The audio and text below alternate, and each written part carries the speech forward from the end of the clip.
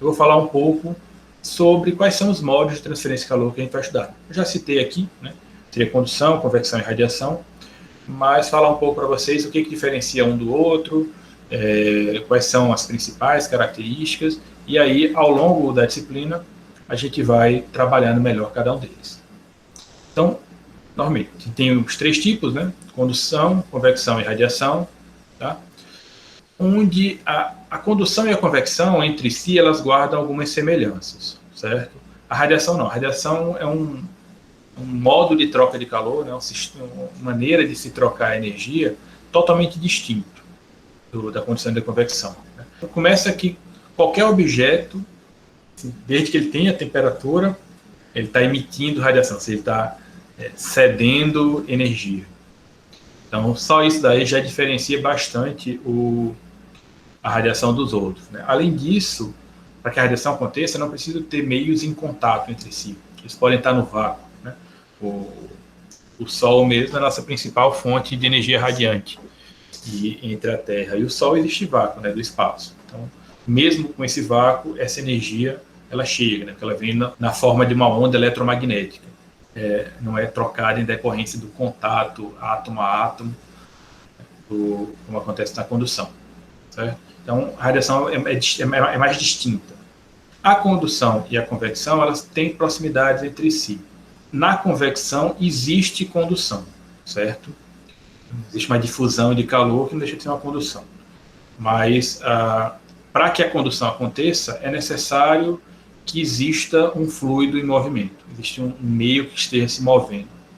Porque a convecção, ela é o somatório de 2 fenômenos. Uma condução, né, uma difusão de calor, e o que a gente chama de advecção, que é uma transferência de calor em decorrência do movimento da massa. Então, se eu pego uma massa, um determinado objeto e levo de um canto para o outro, aquela massa que tinha uma certa temperatura, ela tinha uma energia interna.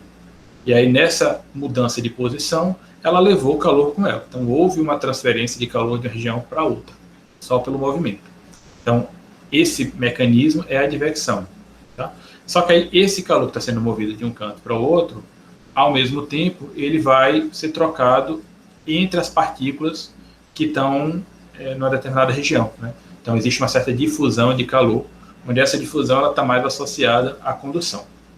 Tá? Para que a condução exista, né, há necessidade de existir um meio material para que o calor possa ser transferido, né, em contato de um átomo com o outro. E esse meio ele tem que ser estacionário, ou seja, ele não pode ter movimento. E se tiver movimento, tem que ser um movimento irrelevante. Tá? Então, a condução ela não é restrita a sólidos. A gente está muito acostumado a pensar em condução em sólidos, mas em fluidos eu tenho condução também, desde que esse fluido ele não tenha um movimento significativo. Então, através de um fluido, através de um gás, existe condução. Tá? Em algumas situações. O mais comum é que esses meios estejam se movendo e que aí eu tenho uma convecção e não uma condução.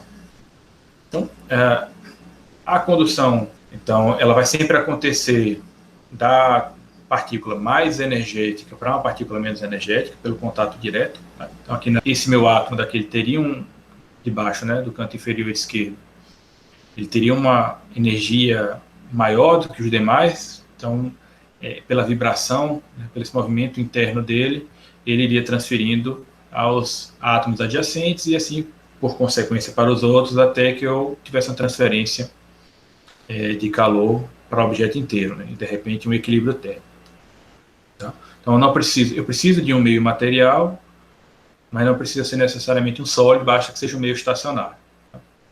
Em gás e líquido, a condução ela acontece principalmente pela colisão de um átomo com o outro e por difusão molecular, enquanto que nos sólidos é mais por essa questão de vibração das moléculas, né, que estão ali na rede da cristalina, e pelo transporte de átomos livres também.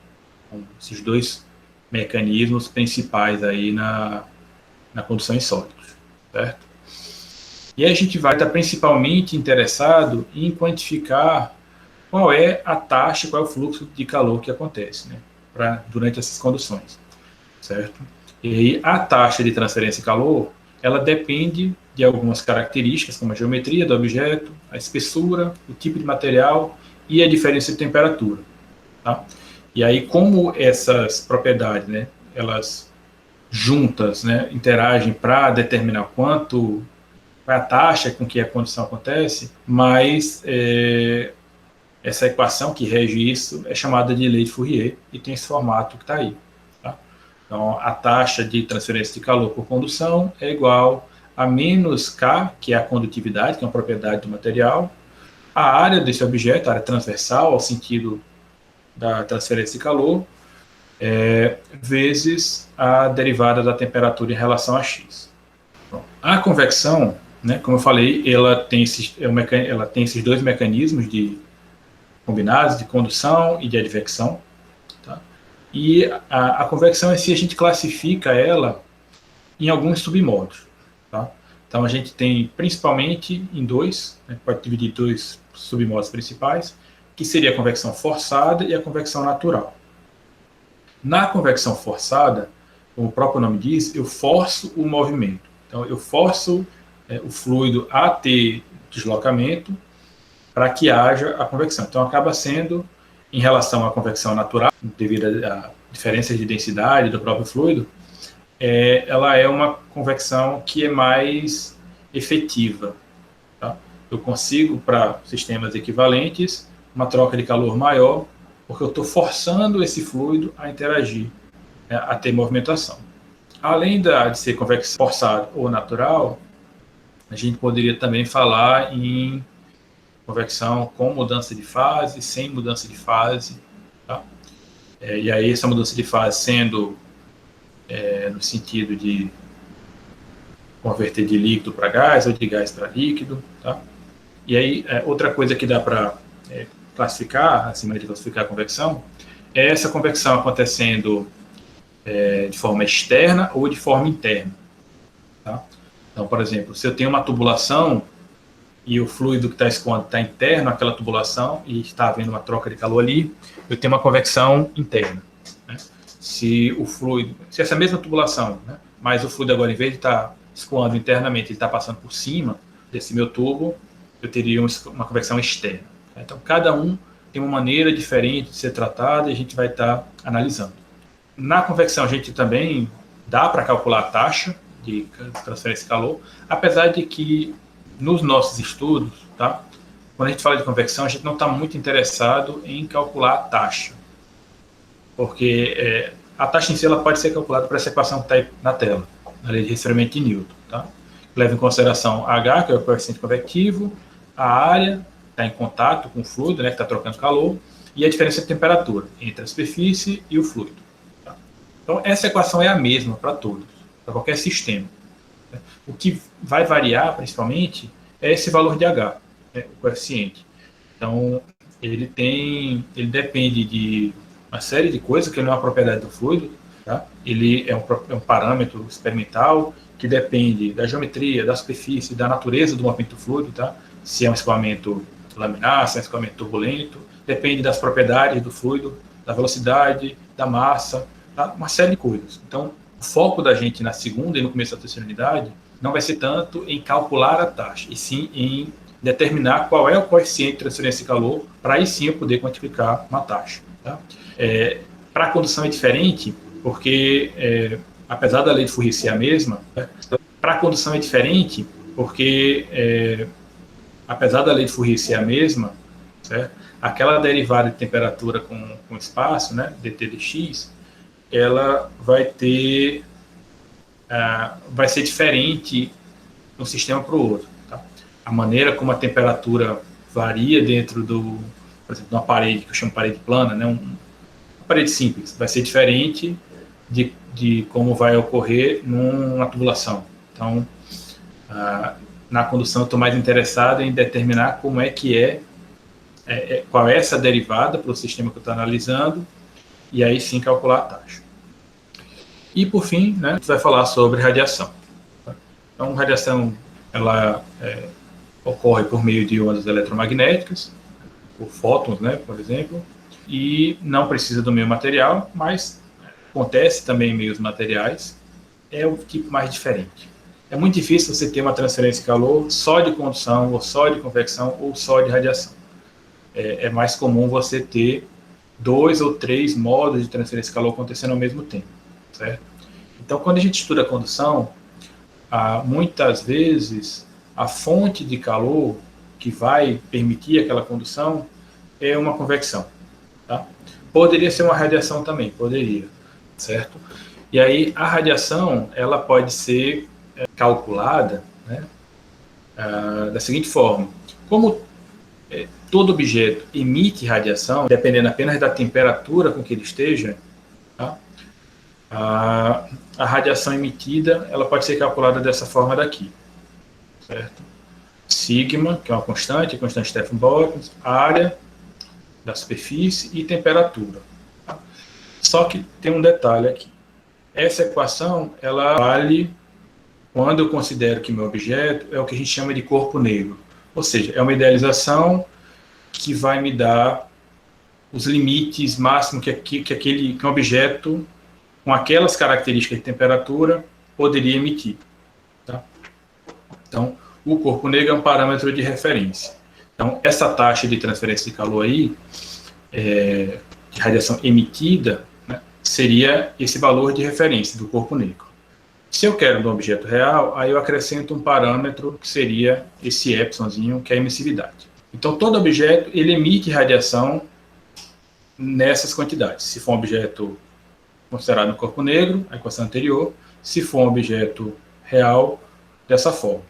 Só que ao mesmo tempo que esse objeto está emitindo radiação, ele está recebendo radiação do meio, né, de todos os outros objetos que estão ali em torno dele.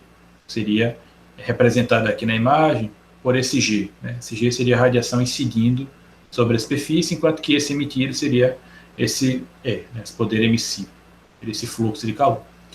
Então, a taxa líquida, que a gente chama de calor, de transferência de calor por radiação, que aí, no caso da radiação, a diferença entre o que ela emitiu e o que ela recebeu, né, vai ser calculado dessa forma daqui. Então, emissividade, constante de Stephan-Boltzmann, vezes a área da superfície, vezes a diferença de temperatura entre a superfície e a vizinhança. Tá? Isso, as temperaturas elevadas à quarta. Tá? E esse valor, estando elevado à quarta, tem uma importância que é a seguinte: quando a gente fala em condução e convecção, vão ter diferenças de temperaturas envolvidas. Então, como é uma diferença de temperatura, tanto faz eu estar trabalhando o sistema considerando a temperatura em graus Celsius ou em Kelvin, certo? Então, sempre tem algum aluno que me pergunta por que eu estou usando a temperatura em graus Celsius, se a unidade, assim, para ter uma igualdade dimensional na equação, a unidade deveria ser Kelvin, porque a resposta dá em watt por metro Kelvin, certo? E aí a justificativa é que, como é uma diferença de temperaturas, tanto faz. Tanto faz eu trabalhar em Kelvin ou tanto faz eu trabalhar em grau Celsius. Vai ser a mesma coisa. Em radiação, não, porque apesar de ser uma diferença de temperatura, essas temperaturas estão à quarta. Né?